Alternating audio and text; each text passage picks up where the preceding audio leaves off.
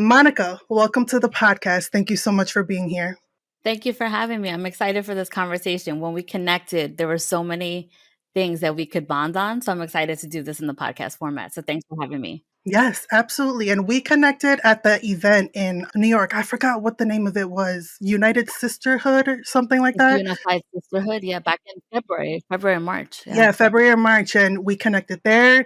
And then we realized that we both hired the same life coach. Shout out to Karina Yes, shout out to her. for really changing our lives in a really profound way, which we'll talk about more. But this is about you. This is about your story. This is about my audience getting to know you and who you are.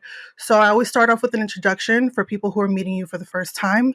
Let everyone know, who is Monica Rivera? What a big question, right? The who are you question is so huge. So for me, I would say I am a business coach. So I'm a business clarity coach. I have been a marketing professional for 20 years of my life, which I almost can't even believe that it's been so long. My niece's favorite titi. I'm born and bred in the Bronx. So I'm born to first gen Puerto Rican and Cuban parents. And I am someone who really believes in the value of time, in people's time. So I'm grateful just for you to have this platform, but also really grateful to help other women recognize the importance of their time. And I think a lot of that really comes from my story, which we'll talk more about. But I want to help women of color specifically be able to make more money so that they can do the things that they want to do now. Hmm. I'm here for it. This is exactly why I wanted you on this podcast, because you are such a powerful person, and we're definitely going to learn more about you and your story. And I know it didn't start off this way. Today's episode is titled How to Cope with Loneliness. And that's something that I said before we started recording that you talked about during your TED Talk. Y'all, she's a TED Talk speaker, okay? Like, we're in the presence of like a queen, like amazing. And when I watched that video, I was like, wow, the way that you put it together, the way that you told your story, because it's something that's very impactful and something that you experienced early on in life. So I want you to talk about the trauma that you experienced in regards to losing your entire family when you were a teenager. I know it's in a span of 7 years, you said. So take us on that journey. And how did you initially deal and navigate with that grief and that loneliness that came from losing your family? Yeah, so it actually, the TED Talk, and thanks for shouting it out, was really, I think, my whole adult life in the making, because a lot of people that knew me didn't know that my parents had passed away. It's not something that I ever felt really comfortable sharing. It was something that I thought, telling my story, people would be like, oh, bendito, and like they would sort of see me as like weak, or have this thought of that I needed pity. And I felt like it was really what made me resilient. So I was very reluctant to share. But when I was applying for TED Talks, I knew that that is a talk that I wanted to give. Like, I didn't care what the theme was, I was going to make it fit, because that was just my ambition. I was like, if I'm going to share this, it's going to be on a big platform. And so I really felt finally equipped. But to get there, it took a really long time. So it was almost 20 years in the making from when my family first passed away. So to start back, sort of as I was a teenager, when I was 16 was probably the most pivotal point of my entire life. So my favorite person in the world was my grandmother, and my grandmother and my mom were sick at exactly the same time. And so within 6 months of each other, I lost my grandmother and then I lost my mother. And along that time, I actually watched their health decline. And so I was going to school and trying to stay on the honor roll. I went to a Catholic school in the Bronx, and my grades were everything to me. And I would go to school, then I would go to work, and then I would visit my mom and my grandmother in the hospital. And they were in hospitals across the street from each other. My grandmother was in a hospital where the care was really great, because, Leanne, it was the hospital that when you went in, the only way you left the hospital was when you passed away. So it was more of like a hospice. And then the hospital across the street was where my mom was. And I remember I had gone through all of these things with them, of like kind of seeing their health journey and all of that. And I just asked, like, can I please live by myself? And that's like a big, tall order, because I'm 16 years old. And legally, if somebody knew that I was living by myself, like they could snatch me up and put me into foster care. But I really asked, like, my mom, please trust me that you've given me the tools to know how to do this. Because for me, as an only child, I needed one space where I could just be. I didn't have to be the great student. I didn't have to be the worker. I didn't have to be the granddaughter or the daughter. I could just go home, and like that's when I could grieve. That's when I could cry. That's when I could be angry. That's when I could like do nothing and honestly like scratch my ass like in peace. Like it sounds crazy, but I was always had to be something for somebody else. And so living on my own during that time allowed me to really figure out the ways that I was resilient. And unfortunately, within 6 months, they passed away. My grandmother passed away first, and then 6 months later, almost to the day, my mom passed away. And I was there in the room, and that's how I started my TED Talk of the phone call that I got from my grandfather when he called to tell me that my mother was dying. And I didn't believe it because I had seen her the day before. And it's a funny thing that happens with death when somebody who's sick, they usually say like a few days before, it feels like they're going to be fine. She had so much energy. I remember she kept asking me, like, can you get me a sandwich? And I was like, Ma, you have to eat the food that's here. I can't get you a sandwich. She was like, please just get me a sandwich. So I snuck her down to the visitor's floor and we got her a sandwich from the vending machine. And it was this plastic wrap sandwich. And she loved it. And I couldn't think like how bad is the food here if she's loving this like ass sandwich that's been here for how long? But she was so happy. And I remember when I left her that night, it was a Friday night, she was in such good spirits.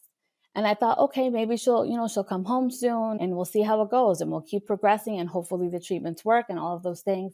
And then the next day when he gave me that phone call, I was like, how could that be? He's like the boy who cried wolf, like very dramatic Cuban man. And there was something about it that was this gut feeling more than anything else. That was like, no, you need to go. And within an hour of me getting there, she passed away. Oh my gosh, I'm so sorry that you experienced that. Listening to your story, it brings me back to two moments in my life where I've dealt with a very major loss. One, my best friend actually, her mom passed away from COVID during the pandemic in 2020. And I remember the day before the phone call, that's when I was living in Florida and she was here in Jersey.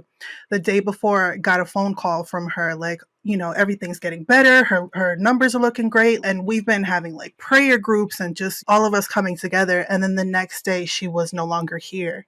And it was like a gut punch. Like, what the fuck? And then when my cousin passed away, he was more like a brother to me. This was back in 2013. I actually have a tattoo in memory of him over here. He had gotten hit by a car and he was 27 years old. And for 2 weeks, he was in the hospital getting better. Oh my God, like it's a miracle. He's going to be a walking miracle. And then I'll never forget the next morning, I'm laying in bed, in my mom's bed, and she tells me that he passed away. And I'm like, what the fuck? Because you have all these thoughts like, yes, things are getting better, things are getting better. And then you hit with that news. It's like, oh my God, they're really gone. What the fuck do I do now? So, I can just hold space for you because losing someone, especially like a parent or a grandparent, someone who raised you, like, oh my God, I couldn't even imagine the pain that you dealt with in that moment. It was awful. It was devastating, is probably the word. I remember my grandfather came into the room and he had been with her for so long and he came into the room and he missed the moment when she had passed away. And I remember looking at him and I couldn't actually speak. So I had to just gesture, like nod my head. And I have goosebumps retelling it because it's so clear in my mind. I remember he was so angry. He used to wear the Santa Barbara chain with this like big Cuban link and he just snatched the chain. And I remember all the links falling all over the floor and they fell onto her. And he was a man of such faith. And in that moment, he had lost all of his faith. It was completely shattered, just like the links of that chain. And I remember leaving the room and I just immediately went to the bathroom and started throwing up. It was like my body couldn't physically take it. And I was just sitting on the floor, punching at things, crying. And I just didn't know what my life was going to be after that. Oof, I can hold so much space for you because I know a lot of people who have dealt with loss and grief and can, relate to those experiences too. I'm curious to know, like, you talked about faith, and I know there's been moments that I've felt, and I know speaking to my mom who actually lost her dad to cancer, she told me that there was a moment in time in her life that she was angry with God. and she lost her faith. I want to know from you, we don't need to go too deep into your religious background because it's not like a religious podcast, but I want to know for you, like, did you ever question your faith with God, and how were you able to turn that around? Oh, absolutely. Because even prior to, so I talk about my grandmother, my mother, almost as if they were the first two. But actually, that same year, being 16, I had two friends that I grew up with that had been shot and killed the day after I turned 16. I lost my stepfather. Then it was my grandmother. Then it was my mother. But I talk about my grandmother and my mother because they were the people that were closest to me. And I felt like as terrible as those deaths prior were, it almost didn't hit me until my grandmother passed away and then my mom. It was this one-two punch that I didn't expect. But to answer your question about faith, I completely abandoned faith because it felt like dominoes, just one after another for so many years that it's almost as if I couldn't come up from air. So I couldn't start healing because every time I even thought about the process of healing, somebody else passed away. And it was just this ripple effect of just taking punch after punch after punch. So I completely abandoned faith. It was everything was about how am I going to survive?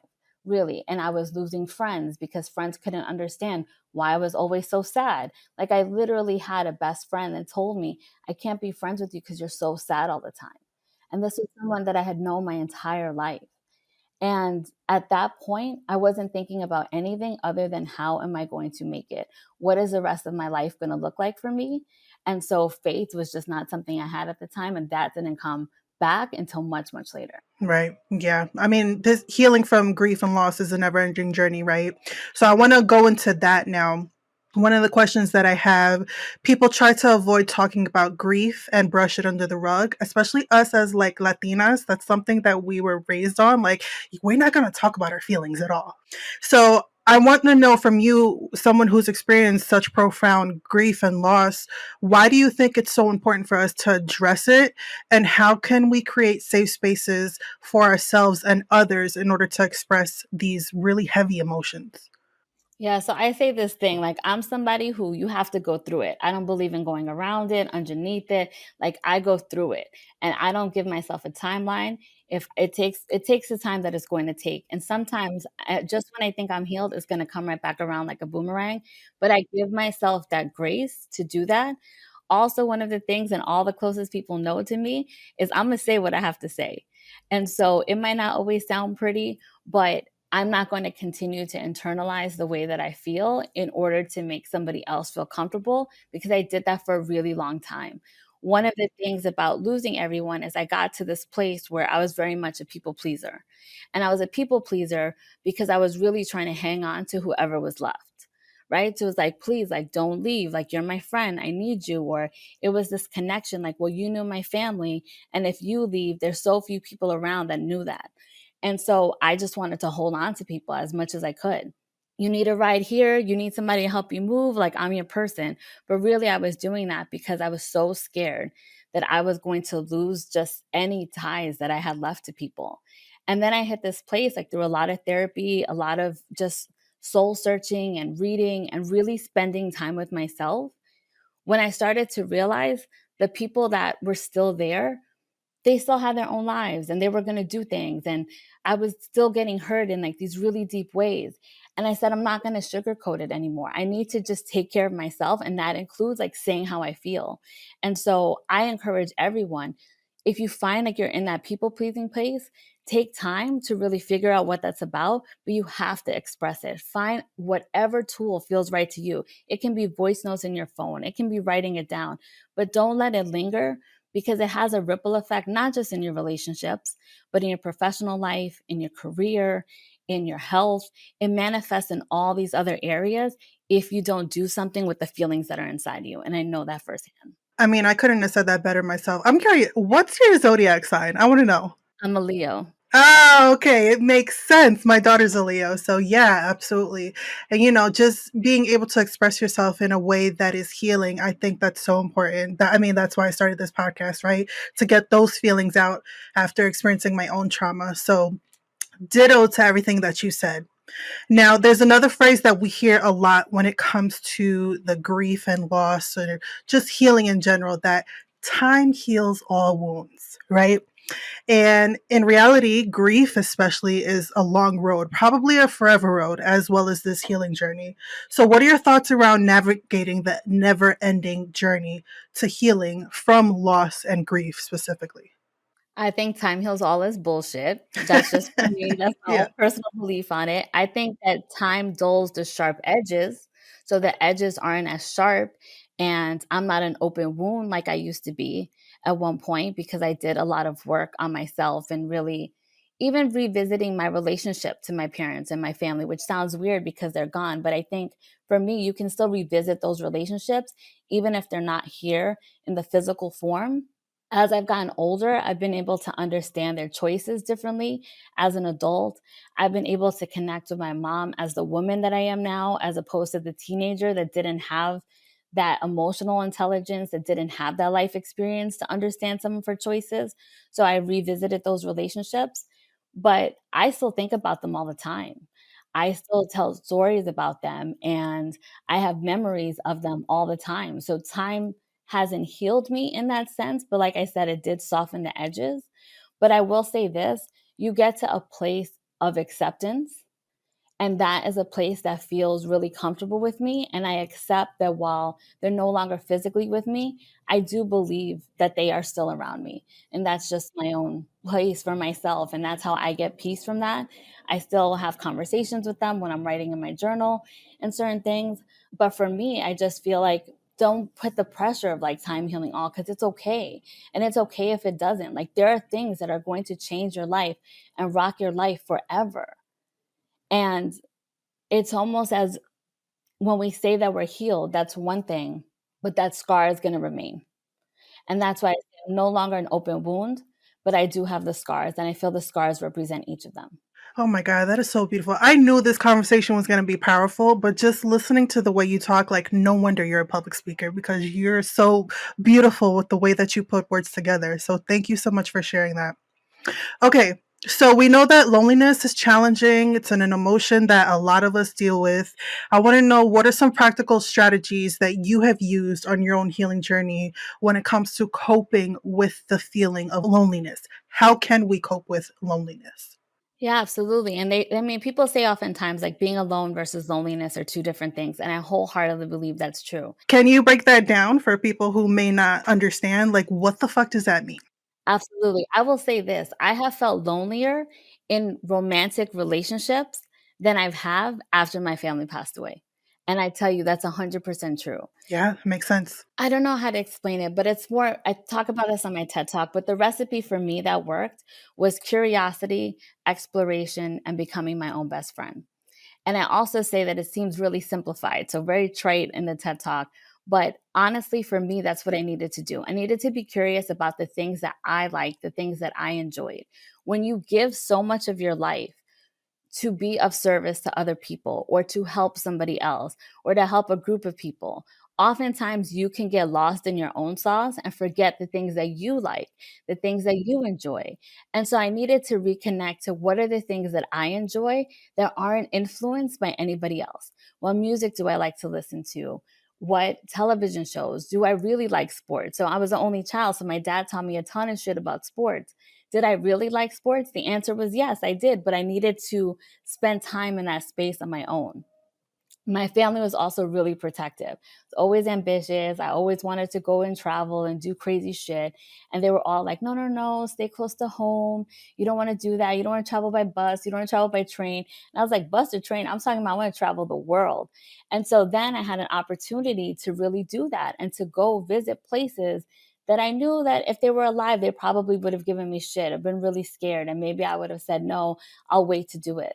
So that curiosity and exploration allowed me to get more in touch with who I was. What were my ambitions aside from what their goals were for me? What did I want my life to look like? Now I had this opportunity to design my life however I wanted it to be because in some ways like there was no one to answer to anymore. That stillness and also just the capacity to try a whole bunch of random shit and spend time with myself was all the difference, and that's why I don't think I felt as lonely as people would imagine because I really just leaned into let's see what the world has to offer me. And I remember hearing that you had ended up going on a vacation that your grandmother, it was like a dream of hers. I think it was to Spain, if I'm not mistaken.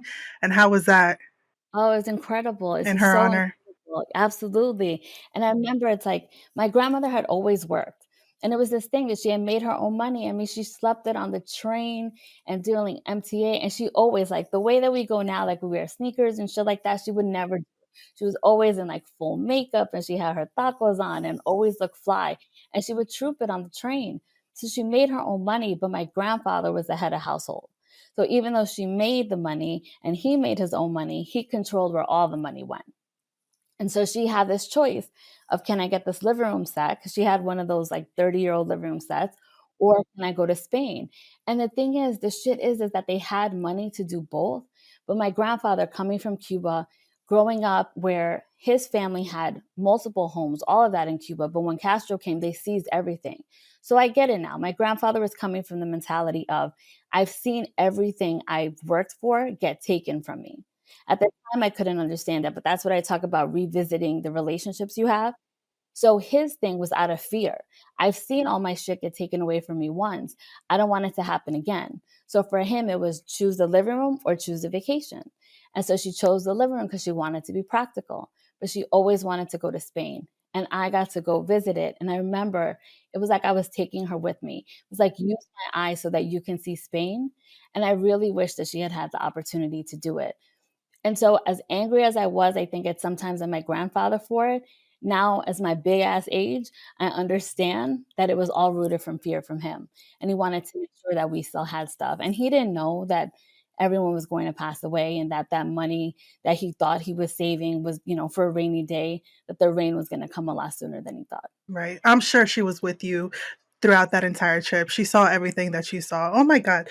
This is so beautiful. Thank you so much for being so vulnerable and honest about a really heavy topic. I really, really, your transparency is just, it's a beautiful sight to see. And the way that you're able to talk about them with a smile on your face, like it's just warming my heart. And I know anyone else who's listening or watching. So thank you. Okay, so healing from deep emotional wounds requires vulnerability, which is what we're doing right now. How did you find the courage to open up and start sharing your story? Where did that come from? So the vulnerability happened once I felt like I was healed from it. And so oftentimes I think people want to share in the moment. And I find that to be really dangerous. That's just my personal belief that it's very dangerous. That's when a lot of people are going to have opinions. They're going to have a lot of thoughts. They might have good intentions for you, but it's hard to receive that or know what's going to work for you when you're sort of walking around in this space where you're not really ready. You think you need this, but public healing is like very hard to find, right? And it's really has to be internal. I know people say that all the time, like, oh, it comes from within. But a lot of it really does come from within because the situation and the feelings are so complex. And if you and I, Leanne, had gone through exactly the same thing, even if we went through at the same ages, same group of people, we would have two totally different perspectives on it. So I think it's most important to heal first before sharing, because then you have a good sense of self. You know, are you actually healed? Is it a reverb that you're experiencing in your body? And there can be things, and I share this really openly, that in the process of people passing away, there were a lot of memories that I had forgotten. And I think it was the way that my brain needed to sort of protect itself at the time, which was like, okay, there's a lot of stuff that's happened. It's been really heavy. And somebody could say something and trigger a memory. And it might not even be a bad memory, but it might be something that I haven't remembered in 10 years. And if you're not ready for that because you have not healed, that whole thing could send you right on your ass. And so that's why I think it's really important to do the work first before talking about it publicly. Absolutely. It makes me think about my situation being a survivor of domestic violence, right? That happened in March of 2021. And I didn't start my podcast and really start talking about it until January of 2022. So before I like secluded myself, I shut down, I disappeared off of social media. You couldn't fucking find me. And then I started going to therapy and working with life coaches and talking about it in a place where I felt safe. And then eventually I mustered up the strength within myself to be like, I feel like I'm ready now. I'm not so vulnerable or raw, like we talked about before. Like now I'm in a space where I know sharing my story is going to help someone else. So I love that. It's super, super important for you to do it when you're ready. What would you say to someone, they want to, but they're like teeter tottering back and forth, like, I'm hesitant, I'm scared, what if people are going to judge me, the people pleasing thing that we talked about before? What would you say to them? They're kind of on the fence of wanting to talk about whatever trauma they experience, but they're not sure if they're really ready to go full throttle. The first thing I would say is, why do you want to share it? Really understand why you're sharing it. And you have to be really honest with yourself about the why. So even when I work with my clients, I don't accept the first why, I don't accept the second why. Like we go 7 whys deep. Because oftentimes the first why someone will give you is usually like externally based. So it might be, why do you want to talk about this? Oh, I want to help other people. Okay, cool. Why else do you want to talk about it? Well, and then they get that. Why else do you want to talk about it? But really, it comes from a place that is going to be internal. And it's not that it's about being selfish, but usually the deepest reason is for something that's happening internally within us. If it's because you feel like you need love from the masses, then I think it's best to wait in that instance. If your real reason is that, because the masses can love you today, but they can completely turn on you tomorrow. And I have an expression: if you live by the praise, you'll die by the criticism. Oh, say that again. That is good. If you live by the praise, you will die by the criticism. And so, if your why is because you want any sort of external validation, then I think it's best to wait. Just put a pin on it, come back and check in with yourself later. But if your why is truly rooted in something that is going to serve, or it's connected to whatever it is that you're doing in the next chapter of your life, and you feel like you can take that judgment, you can take the person that might come on and troll, you could take the person that might have a different perspective, then go ahead and share it. But really run that litmus test against yourself to make sure that what you're going to share is going to be able to withstand some of those things. Because again, if it's coming from a place where you're looking for external validation, the first person that tells you some shit that you don't want to hear, it is going to feel so rough, and you're going to completely shut down. And you're going to find yourself having to go back and reheal the part of you that you thought was healed, but isn't actually healed. Mm. It's a lot of inner work that's done on this journey that I'm hearing. So there's so many gems here that y'all can listen to. And hi to anyone who's watching on Instagram. We're doing a double recording here. A couple more questions before we wrap up the conversation. So we're talking about loss and healing and grief. And while you've done a lot of growth within your own journey, I know there's definitely setbacks, triggers, something that I experienced being a survivor of trauma. How do you navigate those feelings that can come up where you're triggered by something, or you're kind of feeling stuck, or you're even overwhelmed?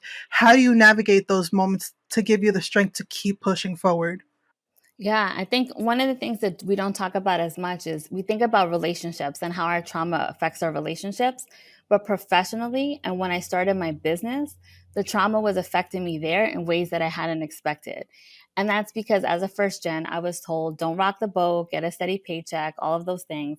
And I had these really big ambitions. But when everyone started to pass away, I was like, shit, I have to do this on my own. There's no couch to sleep on. There's no childhood room to go back to. I need to figure this shit out myself. And so any of like my creative dreams that I had, I was like, fuck that. I have to figure out how to pay for college. I have to figure out how to get a job so I can pay for where I live. And so I just went fully in on everything they had said about get the stable job. That became my mindset, but it was more because I needed to survive, right? Like literally needed to survive.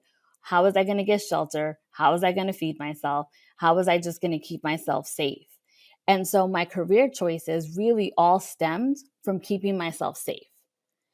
And it wasn't until I had climbed the corporate ladder and I was at this place and I started to feel it a little bit, like it went from, oh, I really like this job, to this is cool, to, well, it's, it's a job, it's called work, it's not called fun, right? So I kept rationalizing myself, and it's almost like I had gotten to this rung on the ladder where I looked out and I was like, yeah, I don't really like it here anymore.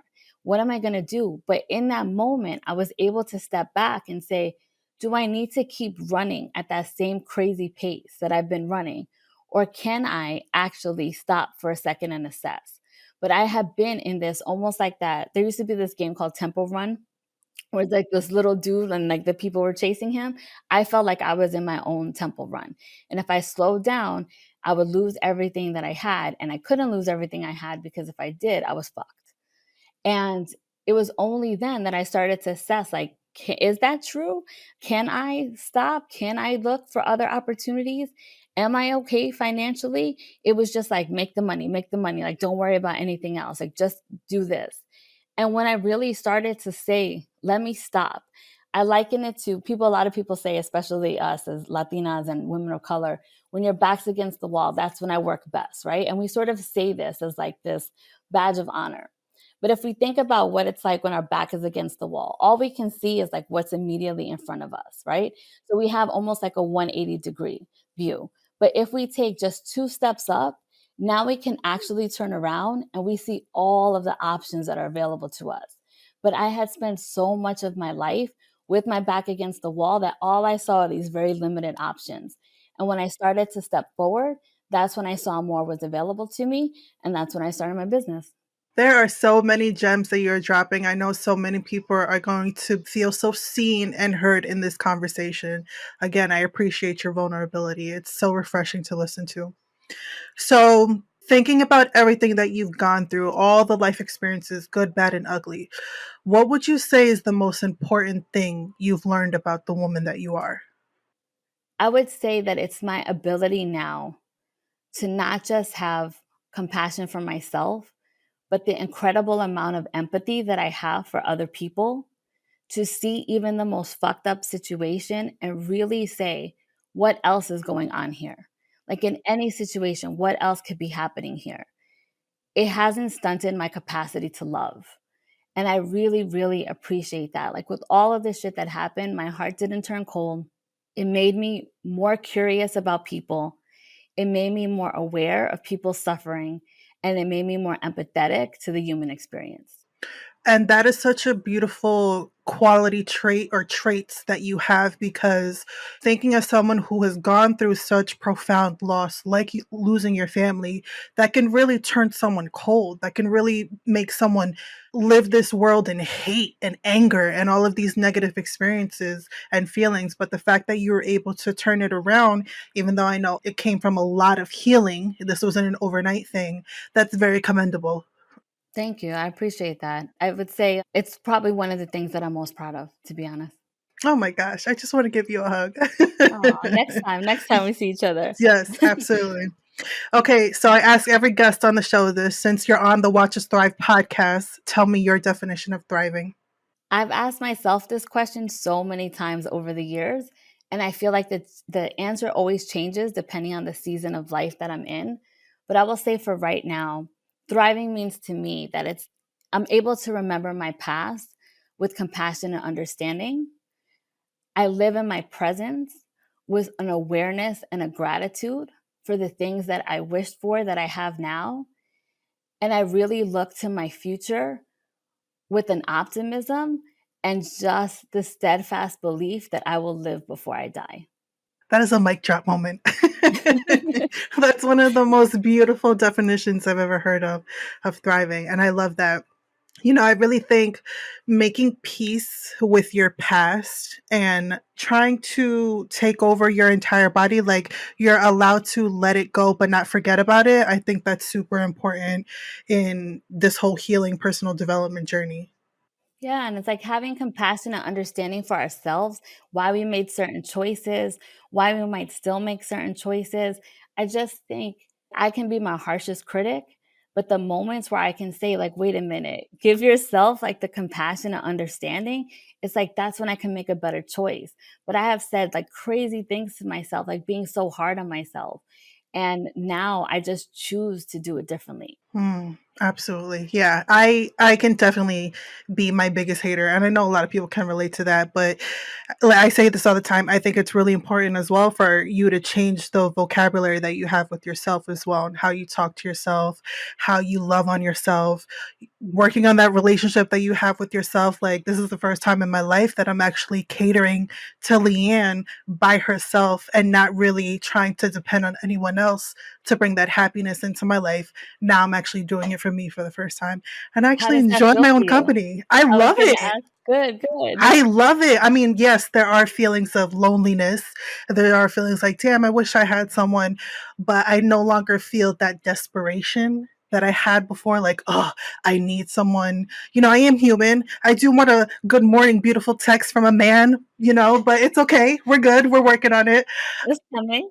Yeah, it's coming when it's supposed to, but yeah, I'm really enjoying my own company. And that's the first time that I'm actually saying that and I mean it. And maybe it'll be good morning flowers. You'll get your doorbell will ring and it'll be good morning flowers. Or Yes. it'll be your favorite breakfast that's delivered. Like, not even a good morning text. It's gonna be better than you ever even dreamed it to be.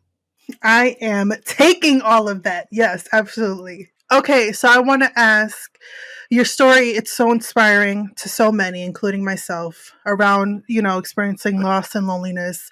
If there's one message that you want the listeners to take away from today's conversation, what do you want that to be? I would say the way that life looks today doesn't dictate how it's going to look tomorrow. And I say that from experience. I spent lots of times where I thought the darkness was never ending. And if I looked out at the horizon, all I saw was more darkness. And there were moments in my life where I did not believe that life would look any differently. But it's not a moment of inspiration. It wasn't a moment of inspiration. It was only through action that things started to change. Because if you wait from the motivation, you can have the motivation today and the motivation will be gone tomorrow. But really, it was about taking action, like just putting a hint of a vision out there for myself and taking the first step towards it is what actually started to bring the light back into my life. And I would encourage everyone that feels that way right now, don't wait for the motivation, don't wait for the inspiration. Just literally believe that I'm just going to take action now and let the universe and life and whatever else do the rest. It doesn't have to look the same way tomorrow that it does today. Facts. So many mic drop moments. I'm so sad that we're at the end of this conversation, but I know that my people are going to want to learn more about you, follow you, work with you. She is a coach, y'all. So please plug in your social media, your website, anything you got going on, and how we can get more of your amazing energy. Absolutely. Thank you. So yes, I'm a business coach, even though it may not seem like that from this because I've done a lot of, life work, but I'm a business clarity coach. So if anybody's in the season of their life where they're looking to either start their business or grow their business, I invite you to just book a call, reach out to me, ask questions. I love connecting with people. So you can find me on Instagram where I spend most of my social media time at You Wanna Do What, or visit my website, youwannadowhat.com. I also have a podcast that's relaunching, but I do have 130 episodes. If you want to get to know me before you hit me up, then I invite you to listen to the archive of that as well, available on any service. But really, my mission is to help people make that money so that they can start living their dreams. The one thing about being so close to death for such a long time is that no one ever thinks about work. Nobody ever thinks about any of the minutia of like commuting and traffic jams and all of that. Everyone always thinks about the shit that they wish they would have done. And oftentimes our barrier is thinking that we don't have the money or the time to do it. And I want to show you that you have both available to you so you can actually do those things. So you can go to Spain like my grandmother couldn't. So you can do whatever that thing is on your list and it does not have to wait until tomorrow. Mm. Monica, I adore you. Thank you so much for coming on here. This was a beautiful conversation. Thank you for y'all checking us out on Instagram Live.